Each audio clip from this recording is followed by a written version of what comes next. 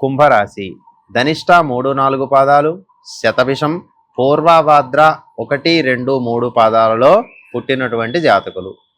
ఏలినాటి శని ప్రభావ కారణం చేత కుంభరాశి వారికి ఈ వారం మానసిక అప్రశాంతత, చేసినటువంటి కార్యక్రమాలు ఆలస్యమవ్వడం, తలపెట్టినటువంటి కార్యక్రమాలలో విఘ్నాలు కలగడం అనేటటువంటిది సాధారణంగా కనబడుతూ ఉంటుంది.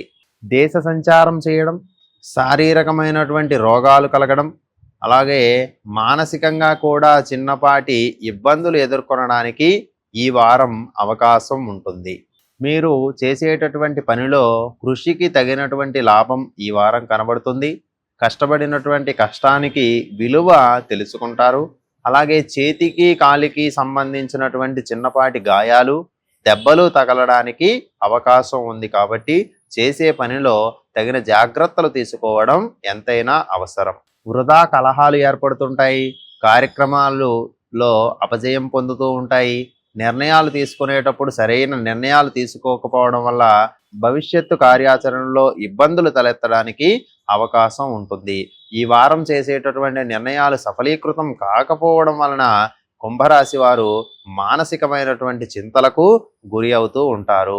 ఇంటి యజమానులు లేదంటే భాగస్వామి చెప్పినటువంటి విషయాలను పెడచెవిన పెట్టడం వలన వీరికి అపజయం కలగడానికి అవకాశం ఏర్పడుతుంది. కాబట్టి ఈ వారం మీ భాగస్వామి తీసుకునేటటువంటి నిర్ణయాలను గౌరవించడం మీకు సర్వదా ఉపయుక్తంగా, శ్రేయోదాయకంగా ఉంటుంది.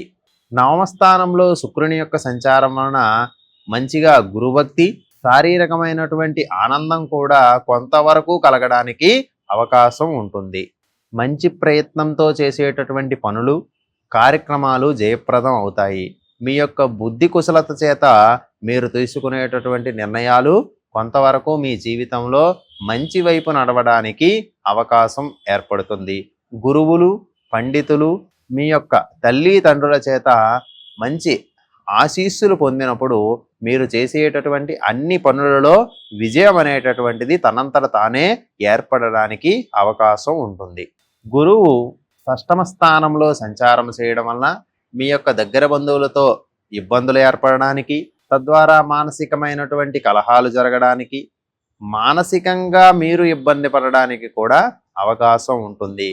శత్రుపీడలు ఏర్పడడానికి, రోగ భయం ఏర్పడడానికి, అలానే అప్పులు కూడా జరగడానికి అవకాశం ఉంటుంది. కాబట్టి కుంభరాశి వారు ఈ వారం చాలా జాగ్రత్తగా ఆచితూచి నిర్ణయించవలసినటువంటి కాలంగా చెప్పవచ్చు.